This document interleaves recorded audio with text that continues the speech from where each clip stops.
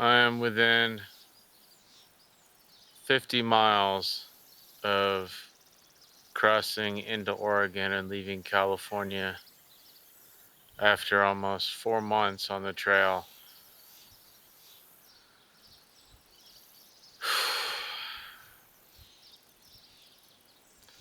It's really hard to describe how I feel, my state of mind, and my physical condition. I'm gonna try to. I'm pretty tired.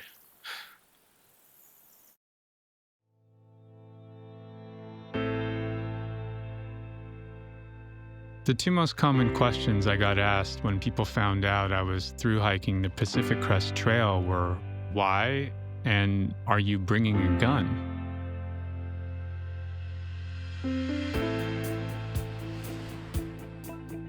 Here I was attempting to hike 2,650 miles before winter's snow would prevent me from reaching Canada. It is said that more people have summited Everest than have thru-hiked the PCT.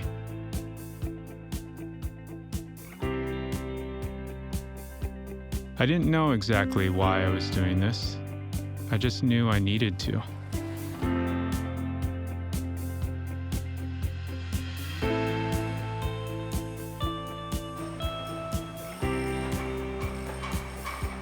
"13 years after graduating from film school, I had fallen into the trap I had told myself I would avoid.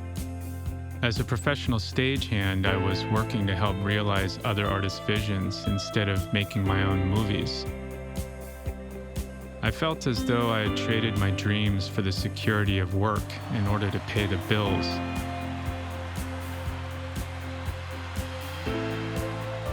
Even though I loved the energy of creating live shows, I think I was trying to convince myself that I was content when really I felt as though I was dying inside.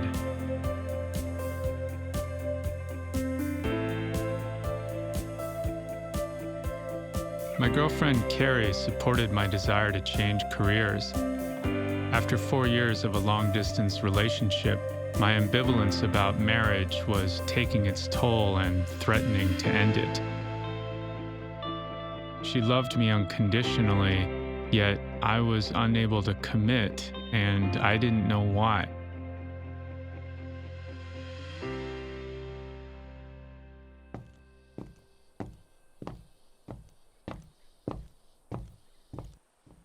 I was lost, and I desperately needed to reconnect to the wilderness.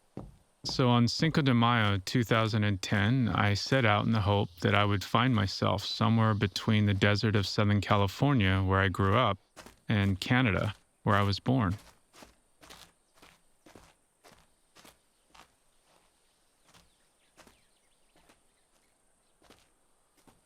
My departure into the desert was surreal. Far from paradise, I felt very exposed and was immediately forced to confront the challenges. I wasn't expecting to have to spend so much time and attention actually looking down at the trail to make sure that I don't step on them. And the fact that they're under the bushes that are right where your feet have to go means that you have no choice but to push on through.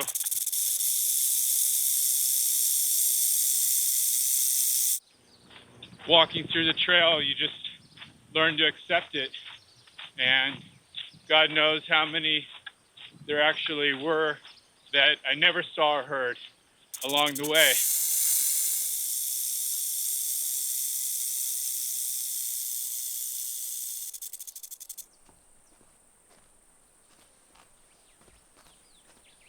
The trail forced me to prioritize my needs, and time started to slow down.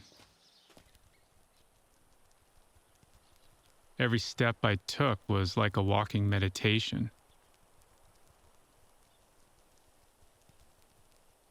I began to identify with the smallest creatures I crossed paths with.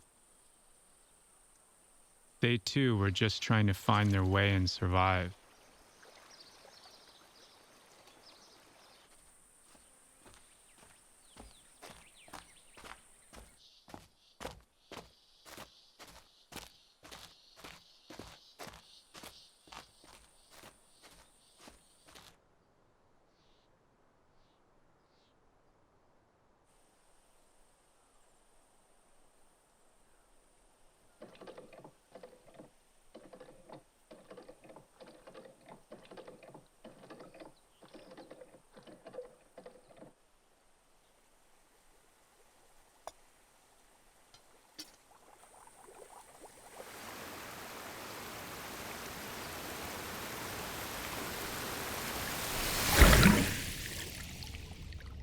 I felt like my ego was starting to lose its grip and humility was slowly bringing me back to something real.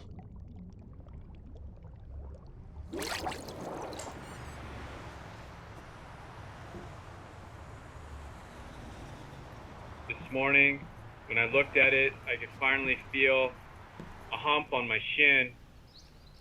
My muscle was bulging, and I basically had to make the decision to come off trail.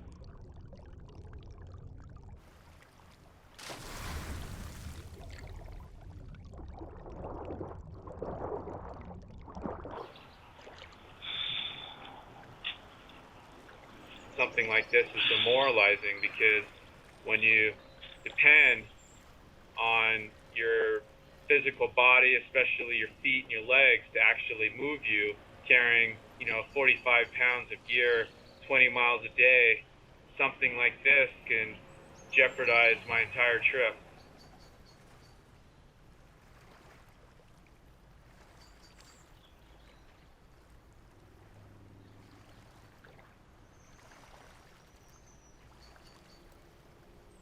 I first heard about the Pacific Crest Trail when I was in Boy Scouts. Our troop was hiking a section of the PCT in the Sierras, and we were learning how to survive in a shared experience. Back then, I still felt very connected to my two brothers. That feeling ended for me when they joined the military.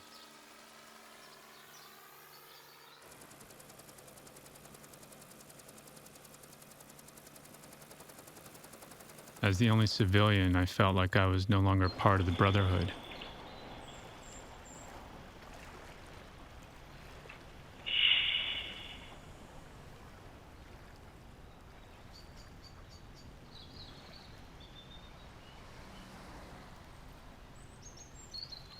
My father was a flight surgeon in the Royal Navy, and his recollections of that experience were shared with both pride and encouragement to follow suit. I seriously considered joining the military, but my conscience wouldn't let me. That decision meant I would never share the bond my brothers now have with each other. And while I supported them to do whatever it took to come home alive, I didn't support the wars they were sent to fight in.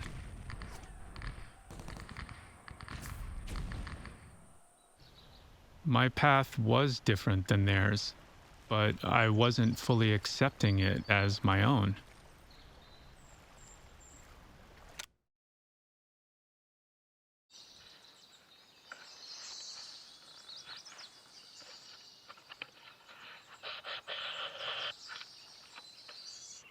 It's June 21st, summer solstice. I ache all over again. I've got the heaviest pack I've ever had. I'm a little bit concerned. So far my leg feels okay, but it was hard. Only 12 miles and just brutal, like really heavy, brutal. Oh my God, this is gonna be tough. When I was about 15 years old, my dad took me on a fathers and sons trip in northern Canada. At one point, he took me aside and asked, "Tristan, what is it you excel at?"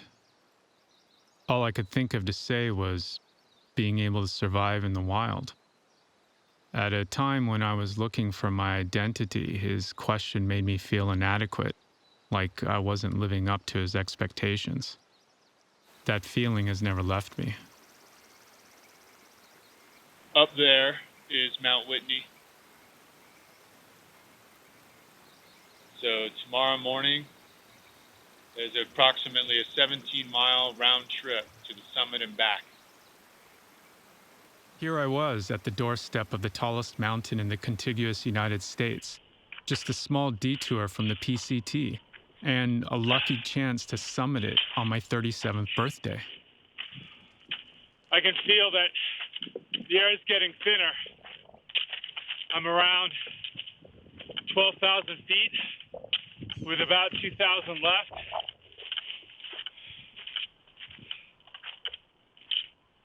Got a bunch of clouds coming in. And I'm hoping they pass right on by. If there's a thunderstorm, then I'm in a shitty situation.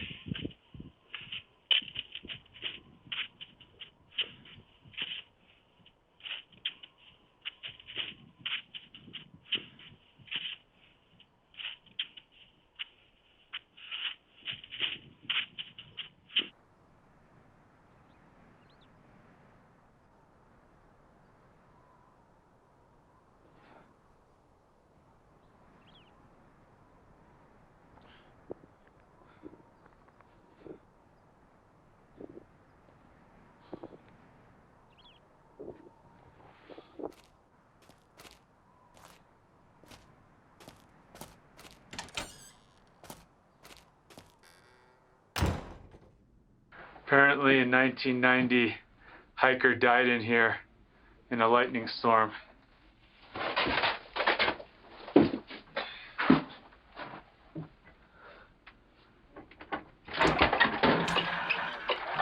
What's in there?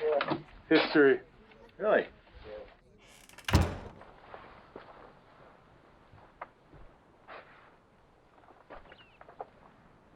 I was definitely feeling as though I was reconnecting to, for lack of a better word, my source.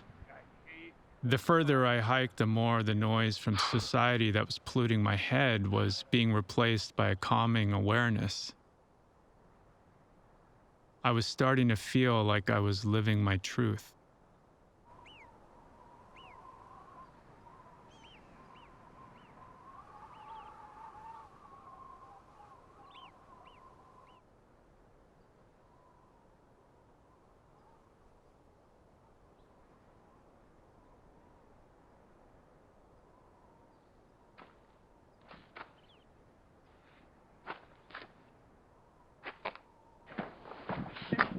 Nothing but victory for us. Victory!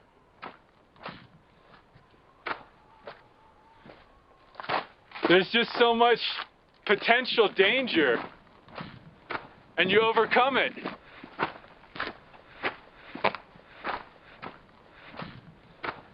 I have seriously, this words cannot describe how good I feel. I'm doubly stoked that I did this on my birthday.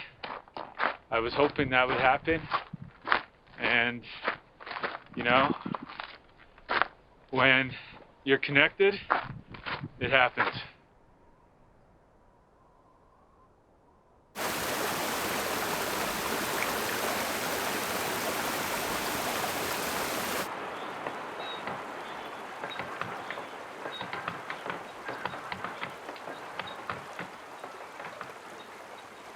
I was overcome by an enormous sense of gratitude for the people in my life, especially Carrie.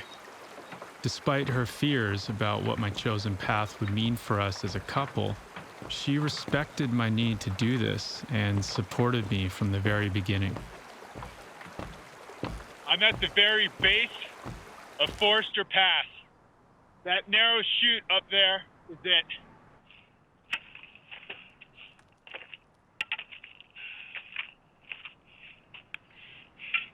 At times like this,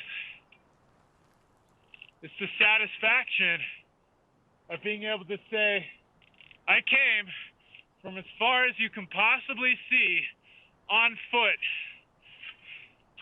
Not just from that mountain, but from the other one, all the way to the Mexican border.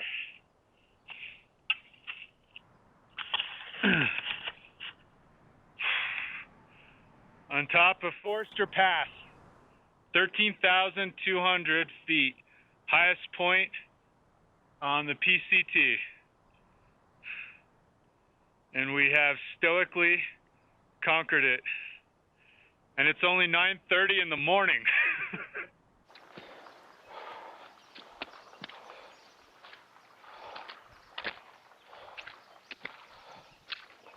Carrying all my extra gear and food up and over each mountain pass was excruciating. My heart was pounding in my ears. My lungs couldn't get enough oxygen and felt like they were going to burst. The hardest part was forcing my body to keep moving forward when all it wanted to do was stop.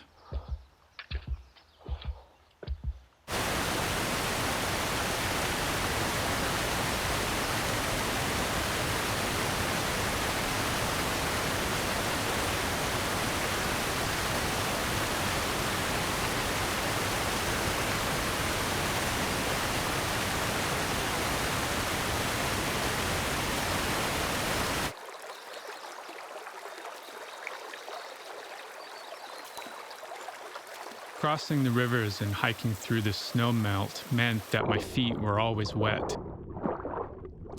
My skin started peeling away, but it wasn't just my body that was being worn down.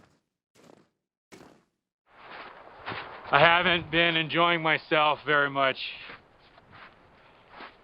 This has probably been the toughest part of the trip, psychologically, emotionally, and physically. The snow is just the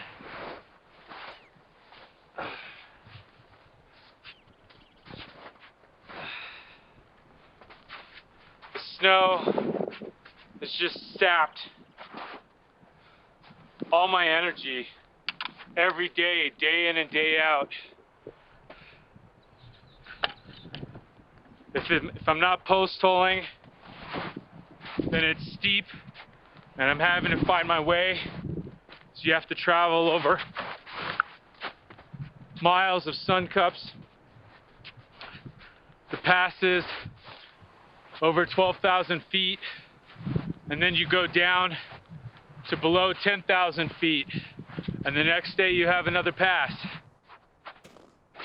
Today, I think, was my 5th pass in the last 6 days.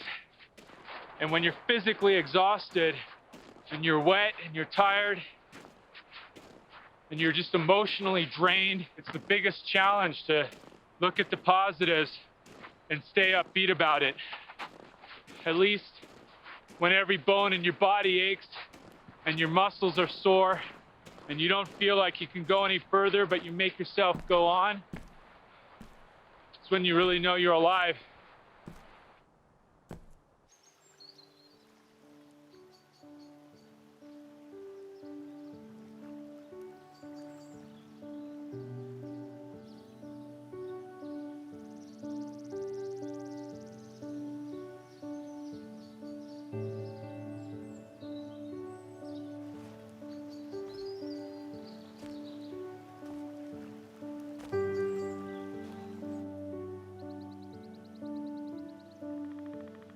When I was 21, I was watching a sunset with my dad, and I remember him saying how he finally understood what it meant to watch from the waning side.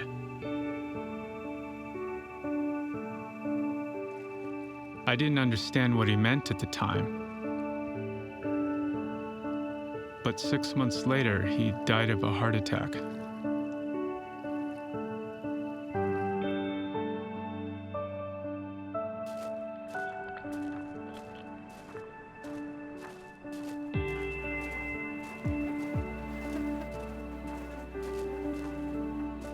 I don't want to make any predictions, but I feel like the worst is over. And if there was ever a time where maybe it's all downhill from here, I had held on to my dad's ashes, waiting until my brothers had gotten out of the military to scatter them together. But by the time they got out, they had already let go of him in their own way. fuck!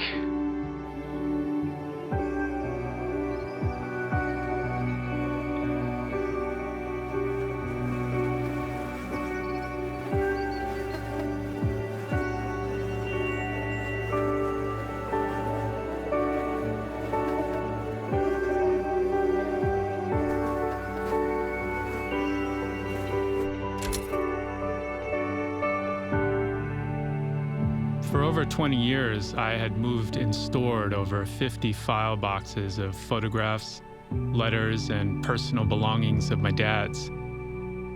I felt like I was the only one who cared about their existence, let alone his memory.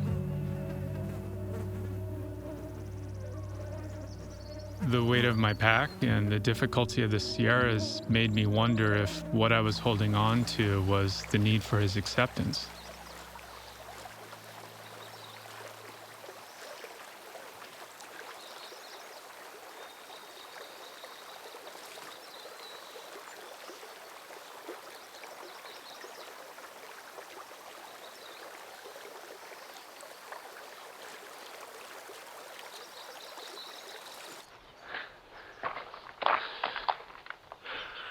Hey, sexy.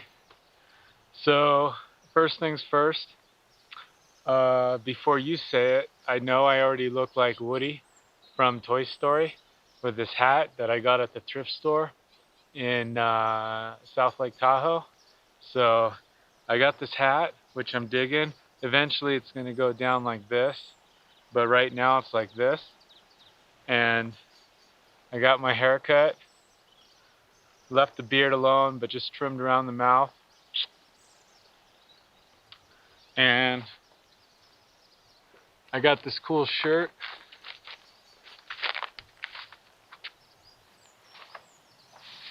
REI, brand new, $3. I think this was $2. And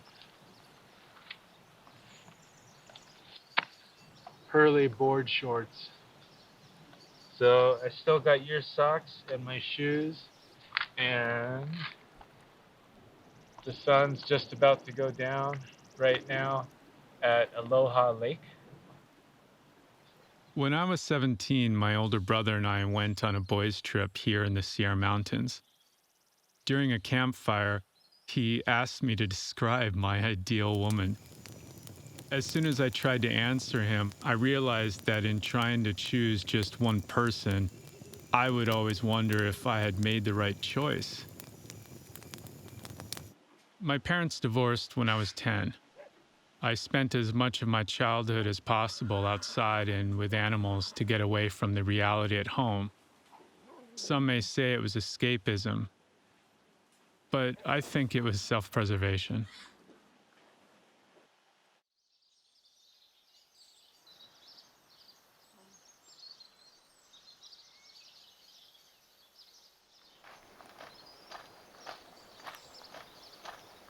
Can't believe I'm still in California. God.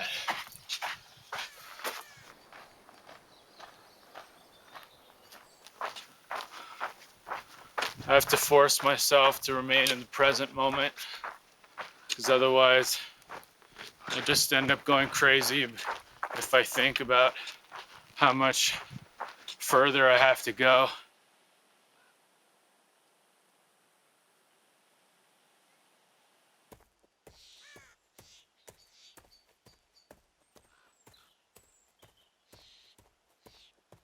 I've now hiked 35 miles today. It's a record for me on the trail. Basically started hiking at 6:30 a.m. It's about 8:15 right now. I was practically crawling into camp. Got to make some dinner. My feet really, really hurt. 35 miles.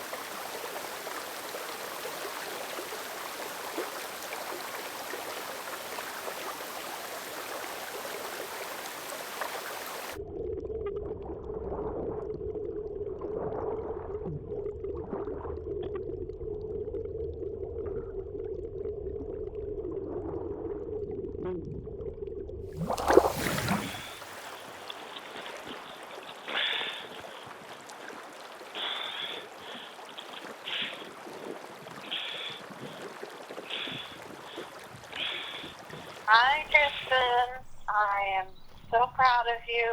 I can't believe you walked all of California. That's awesome.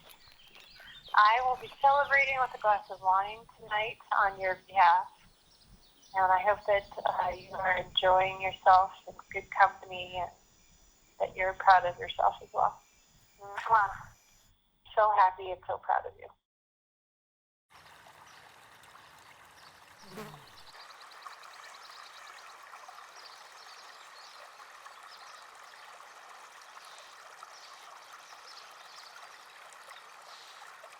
There's something about these ridgetop hikes. There's a power to the silence and the sound of the wind blowing. And I'm completely encapsulated by nothing but beauty and peace.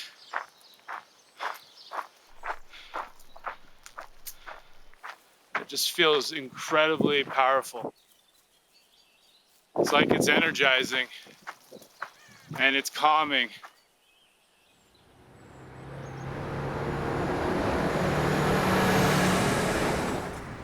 I'm in Ashland, Oregon, trying to use the phone and dealing with traffic. Can any of our towns be centered around foot traffic and nice peace and quiet? Is that possible? ID check.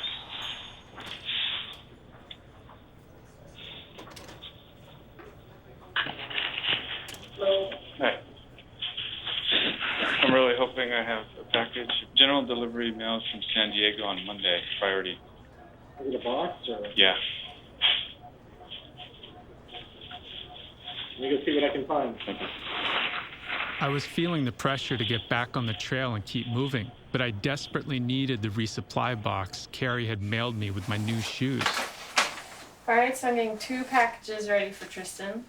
I've got the rest of the maps printing, dry fat milk, ramen, and pastaroni, the different tuna packets, socks, shoes, 6 scoops of protein powder, dried fruit, package of cashews, Parmesan, and also some textured vegetable protein, TVP. I could see the guy looking for it in the back, and he's not finding it. And it's like, damn, the drama. Yes! All right, it arrived. My resupply package arrived. I'm good to go. Whew.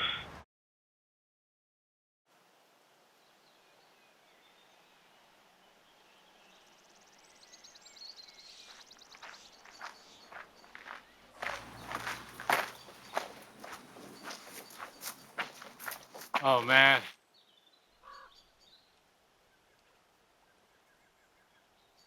Hi, Mom. It's me calling you from the rim of Crater Lake, and you're the second person who I've called, and it's gone to voicemail. Anyways, I'm gonna hike along the rim. I'll try again later if I get reception. Just wanted to tell you I love you. Bye. Last time I was here was in 1997. I was over on that side that time. I'd been having frequent nightmares about my brothers being killed or injured. I wore their dog tags, boots, and hats in solidarity, but I felt guilty and wanted to be there, as if I could help keep them safe. I received a call one night from my mom, who told me my younger brother had been hospitalized due to an injury sustained in combat. U.S. foreign policy was now affecting me personally, and I was growing bitter.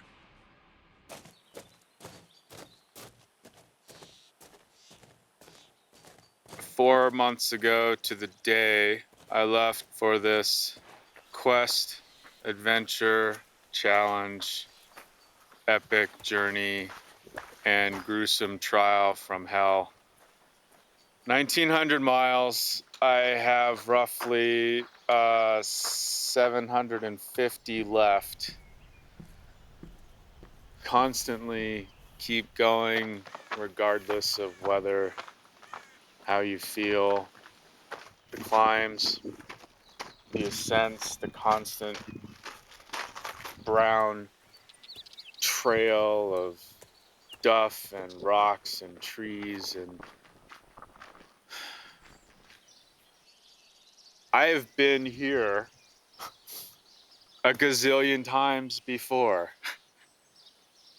It's almost like you've seen one trail junction in the middle of a thick forest, you've seen them all.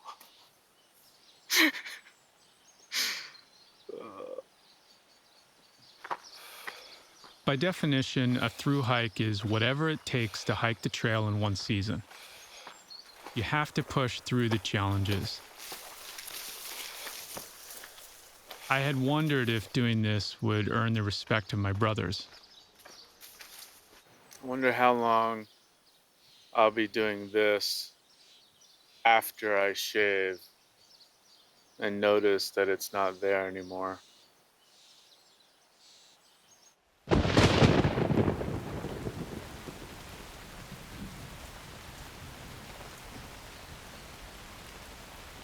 This rain is absolutely miserable. It's just so hard to keep everything dry. Pack gets wet, clothes get wet, everything's heavier.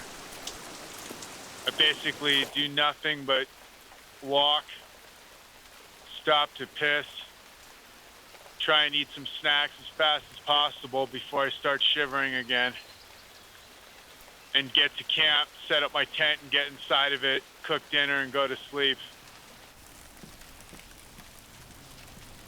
Carrie told me there would be days when I would have to hike in the rain, and of course she was right. I couldn't help but wonder if this is what I would have to look forward to if we were married. I'm really ticked off. I'm losing body heat all day. Really cold. I'm tired. I just need a warm, dry place. Hypothermia can kill you, so I had to shed my wet clothes in order to live. It was a raw reminder of my own mortality. It also made me realize Carrie was accepting me as I was, whereas my dad expected me to be someone else.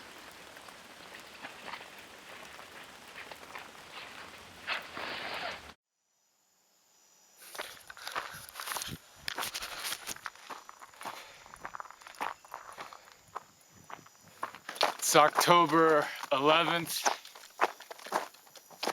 about 9 a.m. in the morning. The trail's really wet and icy, and it's been dusted with snow, so it gets to be a little bit precarious. Ugh.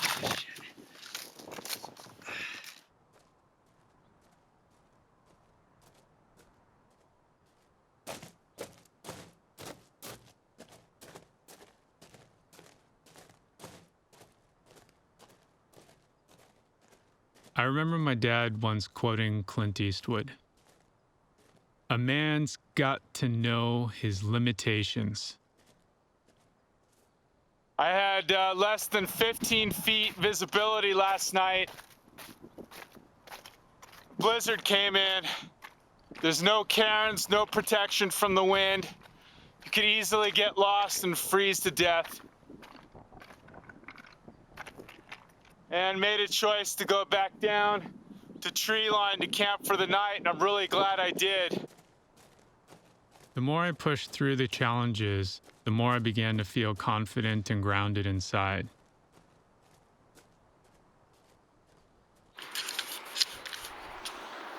I've come upon a moose heading in my direction. We're both sharing the trail. And I'm trying to move over so he can go by.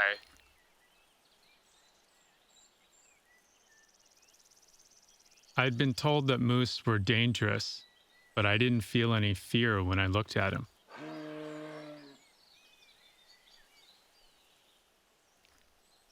I never considered bringing a gun on my hike.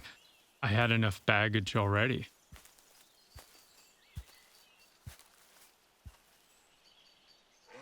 It was the moose who turned around, and with him went any lingering doubts as to whose path I was hiking.